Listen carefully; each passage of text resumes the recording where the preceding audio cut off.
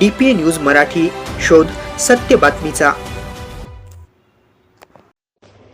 वैजापूर तालुक्यातील पाराळा येथील पाराळा KSK petrol पंपावर शेतकरी व वाहनधारकांना डिझेल सोबत सक्तीने ऑइल खरेदी करण्यास भाग पाडले जात असल्याची गंभीर तक्रार समोर आली आहे।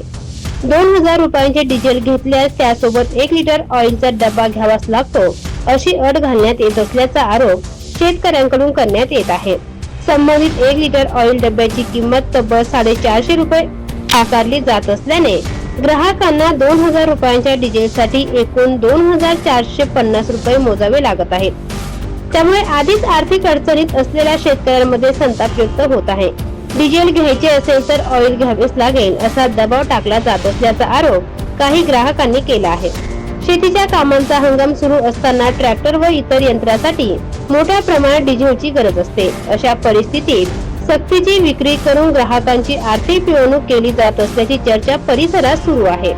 ग्राहक संरक्षण कायदा व पेट्रोलियम नियमानुसार कोणत्याही ग्राहकाला एखादी वस्तू सक्तीने खरेदी करण्यास भाग पाडता येत नाही। त्यामुळे संबंधित प्रकार कायदेशीर आहे का असा सवाल उपस्थित केला जात आहे। या दरम्यान पुरवठा विभाग, वजन माप विभाग व संबंधित अधिकाऱ्यांनी या प्रकाराची तातडीने चौकशी करून दोषींवर योग्य कार्यवाही करावी अशी मागणी शेतकरी व नागरिकांकडून होत आहे। DPA न्यूज साठी प्रतिनिधी सुभाष आहेर, वैजापूर।